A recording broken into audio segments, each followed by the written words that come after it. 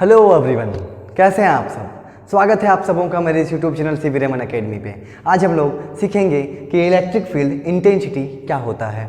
उससे पहले हम लोगों को थोड़ा बहुत जानकारी लेना पड़ेगा कि इलेक्ट्रिक फील्ड क्या होता है। इलेक्ट्रिक फील्ड सीखेंगे तभी जा करके हम इलेक्ट्रिक फील्ड का इंटेंसिटी के बारे में पता कर पाएंगे। तो चलिए सीखते हैं कि क्या होता है इलेक्ट्रिक फील्ड। बहुत सिंपल है, हम लोगों ने इस चैप्टर में चार्ज के बारे में पढ़ा है। चार्ज क्या कर सकता है, तो अपने चारों ओर एक इलेक्ट्रोस्टैटिक फोर्स को क्रिएट कर सकता है।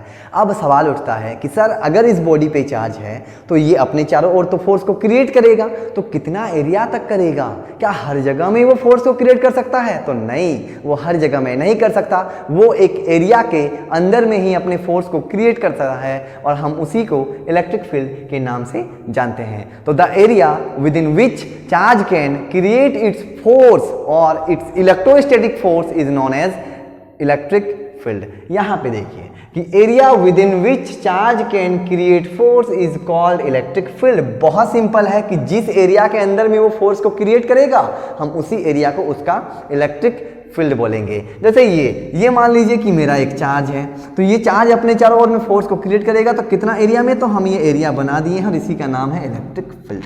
अब समझेंगे कि इस इलेक्ट्रिक फील्ड का स्ट्रेंथ को कैसे पता करें। स्ट्रेंथ का मतलब है कि अगर उस फील्ड में कोई दूसरा चार्ज इंटर कर जाएगा तो उस चार्ज पे ये अपना फोर्स को अप्लाई करेगा। तो जो फोर्स अप्लाई करेगा वो हो सकता है कि वो उसको अट्रैक्ट कर ले, या फिर हो सकता है कि उस चार्ज को वो रिपल कर दे। तो कितना तेजी से अपनी ओर अट्रैक्ट करेगा या कितना तेजी से वो उसको दूर भगा देगा, इसको हम बोलते हैं इलेक्ट्रिक फील्ड स्ट्रेंथ और इलेक्ट्रिक फील्ड इंटेंसिटी। तो कैसे पता करें हम कि कोई भी जो इलेक्ट्रिक फील्ड है वो किसी दूसरे चार्ज को कितने स्पीड से खींच लेगा या कितना स्पीड से उसको भगा देगा, उसका इंटेंसिटी क्या होगा, कितना तीव्र होगा कोई फील्ड किसी दूसरे चार्ज के ऊपर फोर्स लगाने को, वही सीखने वाले हैं। तो पहले आप दोनों फिगर को देखें। हम एक में लिए हुए हैं Q1 चार्ज, एक में लिए हैं Q2 चार्ज। Q1 का वैल्यू हम अभी रखे हैं +2 कूलम और Q2 का वैल्यू हम लिए हैं +4 कूलम। दो चार्ज, दोनों का चार्ज मैग्नीट्यूड अलग अलग है, पॉजिटिव नेचर का है, एक +2 तो एक +4। अब हम क्या कर रहे हैं कि अगर ये चार्ज है तो ये बना दिया इसका फील्ड जिसके अंदर में ये अपने फोर्स को क्रिएट करेगा। अगर ये Q2 है तो ये बना लिया अपना फील्ड, अब ये अपने इस फील्ड के अंदर में अपने फोर्स को क्रिएट करेगा। अब हम क्या कर रहे हैं कि दोनों फील्ड में एक चार्ज मतलब एक एक्सटर्नल चार्ज लाएंगे, जो कौन से नाम से लिखे हुए हम +Q से। तो +Q को हम लाए हैं कितना डिस्टेंस पे, R डिस्टेंस पे, और सेम उसी डिस्टेंस पे हम एक चार्ज ले आए हैं +Q, मतलब दोनों पे +Q का चार्ज लाया गया है। मान लेते हैं कि +Q जो है वो आपका +1 कूलम है, यहाँ पर भी +1 कूलम है, मतलब दोनों पे हम समान चार्ज लाए हुए हैं, इसमें भी पॉजिटिव इसमें भी पॉजिटिव और सेम डिस्टेंस पे रखे हैं। तो अगर ये इसके फील्ड में घुस चुका है तो अब ये चार्ज अपना फोर्स को लगा देगा उसके ऊपर।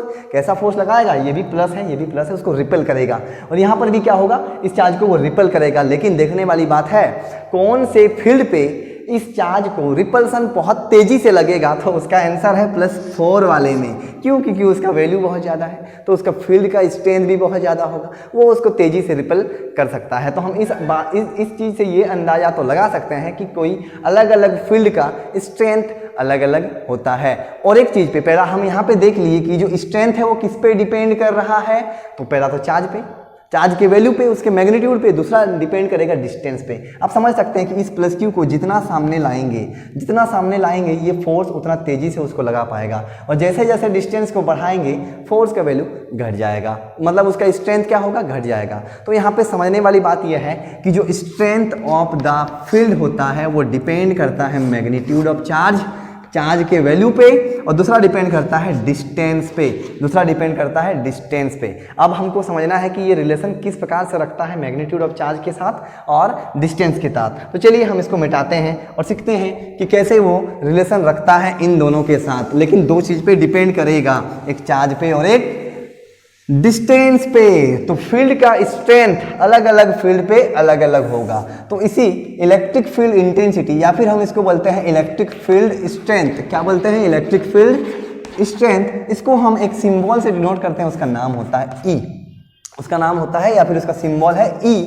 अभी जो ये E है ये डायरेक्टली प्रोपोर्शनल होगा मैग्नीट्यूड ऑफ चार्ज का, आप समझ रहे हो, डायरेक्टली मतलब अगर चार्ज का वैल्यू बढ़ाएंगे तो स्ट्रेंथ भी बढ़ जाएगा, चार्ज का वैल्यू घटाएंगे स्ट्रेंथ भी घट जाएगा। और दूसरा जो इलेक्ट्रिक फील्ड होता है वो इन्वर्सली प्रोपोर्शनल होता है आर स्क्वायर, यानी स्क्वायर ऑफ डिस्टेंस का। हम कूलम्स लॉ में भी ये देख चुके हैं कि कूलम्स लॉ में जो फोर्स लगता है वो भी इन्वर्सली प्रोपोर्शनल होता है स्क्वायर ऑफ डिस्टेंस का। मतलब ये यूनिवर्स इनवर्स लॉ को फॉलो करता है, यूनिवर्स इनवर्स लॉ को फॉलो करता है, सॉरी यूनिवर्स स्क्वायर लॉ को फॉलो करता है। कौन से लॉ को फॉलो करता है? यूनिवर्स स्क्वायर लॉ को फॉलो करता है। यहाँ पे ई जो होगा वो डिस्टेंस का क्या होगा?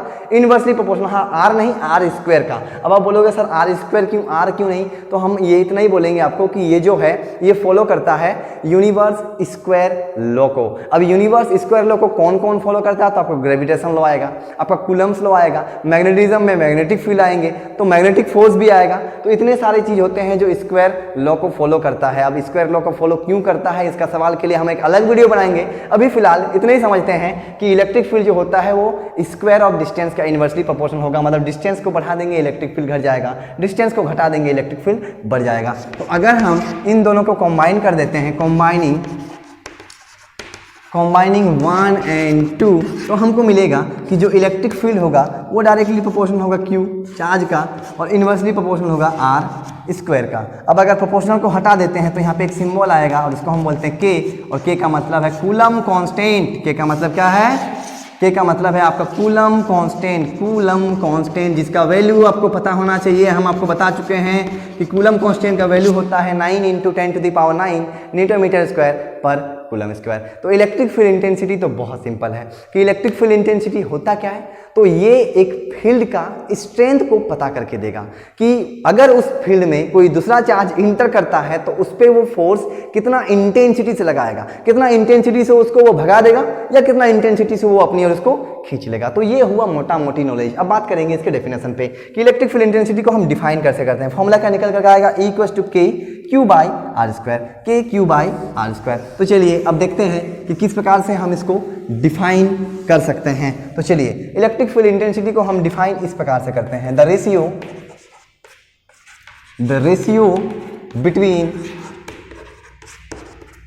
Between electrostatic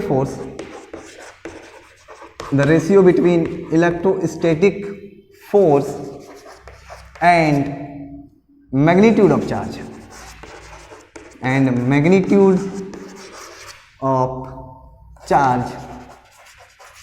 is called electric field intensity. मतलब जो इलेक्ट्रिक फील्ड इंटेंसिटी होता है वो रेशियो होता है, अनुपात। किसके बीच का रेशियो? इलेक्ट्रोस्टैटिक फोर्स यानी F और मैग्नीट्यूड ऑफ चार्ज यानी Q, तो ये होता है इलेक्ट्रिक फील्ड इंटेंसिटी। लेकिन अभी हम लोग देखें कि E का फॉर्मूला तो K/r² आया था। देखते हैं, चलिए देखते हैं कि क्या है, आएगा कि नहीं आएगा। तो मान लीजिए कि यहाँ पे आपका चार्ज है कैपिटल Q, ये बना लिया उसका फील्ड। हम यहाँ पे ले आए हैं एक r डिस्टेंस पे एक छोटा सा चार्ज स्मॉल q। इस स्मॉल q को हम टेस्ट चार्ज बोलते हैं, जिसको हम लाए हैं उसको टेस्ट चार्ज, और जो इलेक्ट्रिक फील्ड को बनाया है हम इसको बोलते हैं सोर्स चार्ज, और जिसको लाए हैं हम उसको बोलते हैं टेस्ट चार्ज। तो यहाँ पे ये बोलना भी सही है कि the ratio between electrostatic force and magnitude of test charge. Test charge किसे बोलेंगे? जिसको हम लाएंगे उसके फील्ड के अंदर में। तो अब देखिए, तो यहाँ पे जब यहाँ पे दो चार्ज हो गया Q और एक स्मॉल q, तो यहाँ पे कूलम्स लॉ के अनुसार दो चार्जेस के बीच में एक फोर्स लगेगा और उसका मैग्नीट्यूड क्या होगा? तो देखिए यहाँ पे ये वाला फॉर्मूला बोला गया, तो इसका जो मैग्नीट्यूड होगा, F का जो मैग्नीट्यूड होगा वो होगा आपका K capital Q, Q1 Q2 होता है ना, तो capital Q small q by r square. और हमको डिवाइड किससे करने बोला है? चार्ज यानी Q। कौन सा चार्ज? तो टेस्ट चार्ज। तो टेस्ट चार्ज कितना यहाँ पे Q है। अगर हम इसको डिवाइड कर देंगे तो कट गया, E का फॉर्मूला क्या निकल गया? E = निकल गया K capital Q by r square. तो वही चीज़ है, यही चीज़ है कि इलेक्ट्रिक फील्ड इंटेंसिटी जो होता है, अब देखिए यहाँ पे कांस्टेंट है, इसको हटा देंगे तो ये प्रोपोर्शनल आएगा। तो किसका प्रोपोर्शनल है? चार्ज का। और किसका इन्वर्सली प्रोपोर्शनल है? तो r स्क्वायर का। ये कैसे आया? Force per unit charge. बहुत सिंपल था। इलेक्ट्रिक फील्ड इंटेंसिटी जो होता है फील्ड का स्ट्रेंथ को पता करके देगा।